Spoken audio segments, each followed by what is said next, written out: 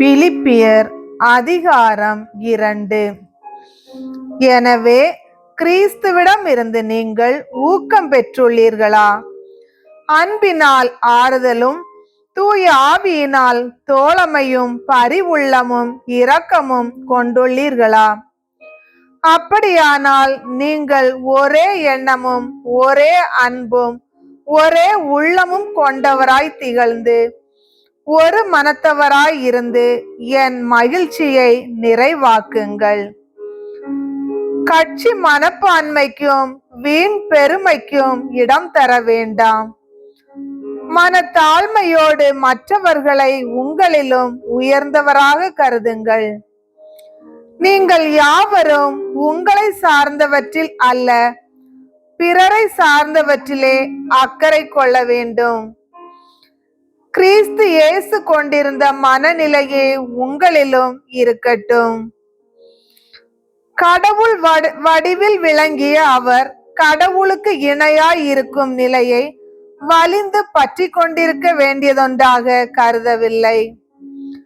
ஆனால் தம்மையே வெறுமையாக்கி அடிமையின் வடிவை ஏற்று மனிதருக்கு ஒப்பானார். மனித உருவில் தோன்றி சாவை ஏற்கும் அளவுக்கு, அதுவும் சிலுவை சாவையே ஏற்கும் அளவுக்கு கீழ்ப்படிந்து தம்மையே தாழ்த்தி கொண்டார். எனவே கடவுளும் அவரை மிகவே உயர்த்தி எப்பெயருக்கும் மேலான பெயரை அவருக்கு அருளினார்.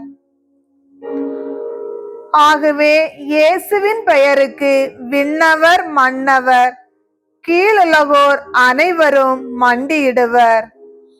தந்தையாம் கடவுளின் மாட்சிக்காக இயேசு கிறிஸ்து ஆண்டவர் என எல்லா நாவுமே அறிக்கையிடும். என் அன்பர்களே, நீங்கள் எப்பொழுதும் கீழ்ப்படிந்து வருகிறீர்கள். நான் உங்களிடம் வந்தபோது மட்டுமல்ல, அதைவிட அதிகமாக உங்களோடு இல்லாத பொழுதும் கீழ்ப்படிந்து வருகிறீர்கள். எனவே நீங்கள் அச்சத்தோடும் நடுக்கத்தோடும் உங்கள் மீட்புக்காக உழைத்து வாருங்கள். ஏனெனில் கடவுளே உங்களுள் செயலாற்றுகின்றார். அவரே தம் திருவுளப்படி நீங்கள் செயல்படுவதற்கான விருப்பத்தையும் ஆற்றலையும் தருகிறார். முணுமுணுக்காமலும் வாதாடாமலும் யாவற்றையும் செய்யுங்கள். அப்பொழுதுதான் நீங்கள் நெறிகெட்ட சீரழிந்த தலைமுறையினரிடையே குற்றமும் கபடுமற்றவர்களாய் கடவுளின் மாசற்ற குழந்தைகளென திகழ்வீர்கள்.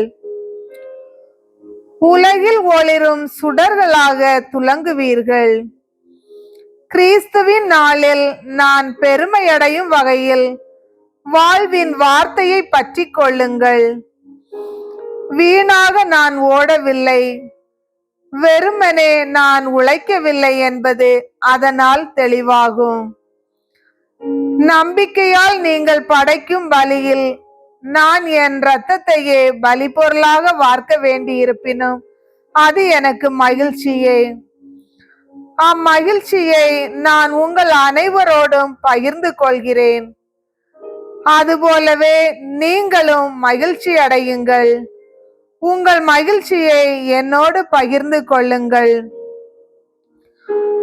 ஆண்டவர் இயேசு அருள் கூர்ந்தால் தீமோத்தேயுவை உங்களிடம் விரைவில் அனுப்ப இயலும் என எதிர்பார்க்கிறேன். இவ்வாறு உங்களை பற்றிய செய்திகளை அறிந்து நானும் மகிழ்வேன். என் உளப்பாங்கிற்கு ஏற்ப உங்கள் மீது உண்மையான கவலை கொள்வதற்கு அவரை தவிர வேறு ஒருவரும் என்னிடம் இல்லை. எல்லாரும் தம்மை சார்ந்தவற்றை தேடுகிறார்களே தவிர இயேசு கிறிஸ்துவை சார்ந்தவற்றை தேடுவதில்லை. ஆனால் தீமோத்தேயுவின் தகைமை உங்களுக்கு தெரியும். தந்தையோடு சேர்ந்து மகன் பணியாற்றுவது போல் என்னோடு சேர்ந்து அவர் நற்செய்திக்காக பணியாற்றியுள்ளார்.